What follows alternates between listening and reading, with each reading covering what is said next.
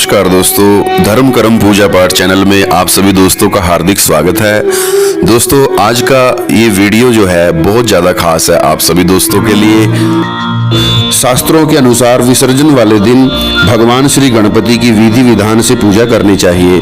जैसे हम हर रोज पूजा करते आए हैं वैसे ही हमें पूजा करनी है। उसके बाद उनकी पूजा अर्चना के बाद पुष्प माला चढ़ाएं, दूर्वा चढ़ाएं, दूर्वा बहुत प्रिय है गणपति जी को, और नारियल चढ़ाएं, अलग से पानी वाला नारियल चढ़ाएं दोस्तों, और चावल चढ़ाए जाते हैं, अक्षत साबुत चावल चढ़ाएं, हल्दी और कुमकुम आदि चढ़ा करके चंदन लगाएं। उसके बाद पान चढ़ाएं दोस्तों, मीठा पान, बतासे चढ़ाएं, लौंग चढ़ाएं, इलायची चढ़ाएं, सुपारी चढ़ाएं दोस्तों। उसके बाद साथ में मोदक का लड्डू का भोग लगाएं, क्योंकि मोदक और लड्डू बहुत प्रिय हैं। भगवान गणपति को केले का भोग लगाएं, जामुन का भोग लगाएं, गन्ने का भोग लगाएं। उसके बाद दोस्तों भगवान गणपति को और गुड़ और चने करके आप गणपति जी की कपूर से आरती करके इस प्रकार धूप दीप दिखा करके भगवान की पवित्र मंगल तरीके से आरती करें। और फिर आरती करने के बाद विसर्जन किया जाता है वो नदी चौकीले अलग से या पवित्र चौकी पर ऐसे लाल कपड़ा या पीला कपड़ा बिछा दें। उसके ऊपर दोस्तों थोड़े फूल, थोड़े चावल उसके ऊपर डाल करके उसमें भगवान गणपति को उसके ऊपर स्थापित करें सकते हैं। उसके बाद उस स्थापना के बाद फूल चावल लेकर के हाथ में भगवान गणपति से प्रार्थना करें, घर पे भी हे गणपति, हे गजानन, हम आपके चरणों में लेकर के वंदन करते हैं। विसर्जन कर सकते हैं 2 दिन में, 3 दिन में, जब वो मूर्ति मिट्टी की गल जाए। विसर्जन आपका होने के बाद जब वो गल जाएगी, वो पानी जो है वो गमलों में या पेड़ में किसी में भी दे सकते हैं आप, तुलसी को छोड़ करके। तुलसी के पेड़ में ना दे वो पानी दोस्तों। और गणपति जी का जो हम विसर्जन नदी में या उसमें कर रहे हैं, समुद्र में या चलते पानी में, तो उसमें आपको ध्यान रखना है जब गणपति जी को घर से उठा करके आप लेके चलें चौकी के साथ में, तो भगवान गणपति का जो मुख होना चाहिए वो आपके घर की तरफ होना चाहिए, यानी पीछे की तरफ आप चलेंगे सीधे तो भगवान गणपति का जो मुख है वो पीछे की तरफ होना चाहिए। तो आप चलते जाएंगे ढोल नगाड़ों के साथ, उत्सव के साथ, आनंद के साथ भगवान गणपति को विदाई दी जाती है। और दोस्तों विदाई देने जब हम पहुंचते हैं समुद्र या नदी के किनारे, वहां पर बैठा करके पहले गणपति जी को अंतिम बार उनका प्रणाम करके, वंदन करके, हाथ में फूल चावल लेकर के प्रार्थना करें, आरती करें कपूर के साथ कि कर्पूर गौरम करुणावतारम संसार सारम भुजगेंद्रहारम सदा वसंतम हृदयारविंदे भवम भवानी सहितम नमामि। तो दोस्तों इस प्रकार से कपूर से आरती करके भगवान गणपति को आरती दिखाएं, सब लोगों को आरती दिखाएं। और भगवान गणपति के साथ में जब आप जाएं तो गुड़ चने लेकर के जाए जाते हैं दोस्तों, वो गुड़ चने का प्रसाद सभी को वितरण करें और भगवान गणपति का अंतिम विदाई दें।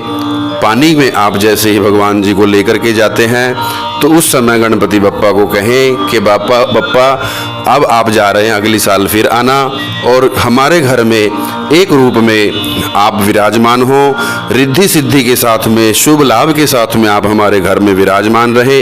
ऐसी मंगल कामना के साथ भगवान गणपति को पहले एक डुबकी लगाएं और डुबकी लगवाते हुए इस मंत्र का आप उच्चारण करें, ओम गंग गणपतये नमः, ओम गंगाय नमः। ओम फिर दोबारा दूसरी डुबकी लगवाएं, उसमें बोले ओम गंग गणपतये नमः, ओम यमुनाय नमः।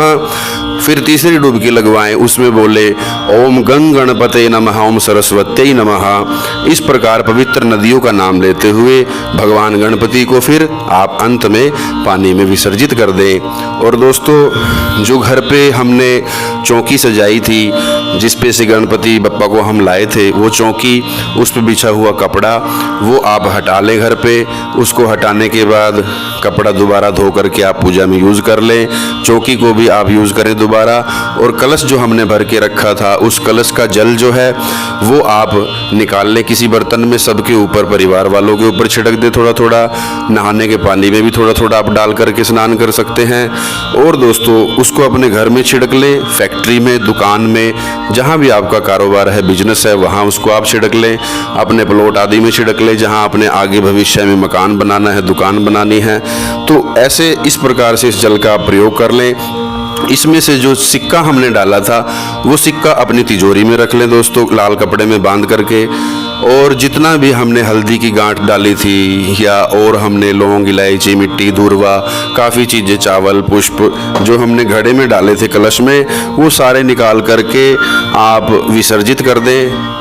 और जितना भी पूजा की सामग्री थी, चाहे वो फूल थे, चावल थे, पत्तियां थी, पत्ते थे, या चूरा जो मिठाई वगैरह का जो प्रसाद के रूप में चढ़ा हुआ था, जो भी हमारा निर्माल्य था, चाहे धूप दीप का जला हुआ, रुई का बत्तियां आदि थी, सभी जितना भी सामान था उसको सबको बांध करके दोस्तों विधिवत उसको चलते हुए पानी में प्रवाहित कर दे।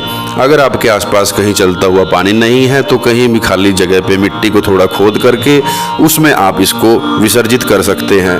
तो ये जो नारियल है दोस्तों, नारियल को आप प्रसाद के रूप में, अगर आपके पास ऑप्शन नहीं है कि आपके पास कहीं नदी नहीं है प्रवाहित करने के लिए, तो आप इसको प्रसाद रूप में भी ले सकते हैं। तो दोस्तों इस प्रकार से आपका ये विधिवत मंत्रों के साथ आप इस प्रकार से विसर्जन करें। और एक मंत्र मैं आपको बता दूं दोस्तों, जब आप विसर्जन करेंगे तो एक बार इस मंत्र का भी आप उच्चारण करें कि गच्छ गच्छ सुर श्रेष्ठ स्वस्थाने परमेश्वर, कि आप अपने स्थान पर जाइए और पुनः जब मैं बुलाऊं मेरे बुलाने पर आप फिर आ जाइए। इस प्रकार मंगल कामना करते हुए आप विसर्जन करें। उसके बाद अपनी चौकी आप उठा लें। सारा सामान मैंने बता दिया क्या करना है, जल का, नारियल का क्या करना है, चौकी का क्या करना है, कपड़ा हटा करके बाकी सारा जो सामान था वो आप विसर्जित कर दें और प्रसाद रूप जो बचा है प्रसाद में सबको वितरण कर दें। इस प्रकार से दोस्तों ये आपने आनंद के साथ उत्सव मनाया। इस चैनल को सब्सक्राइब कर लें, बेल आइकन प्रेस कर लें। हर हर महादेव।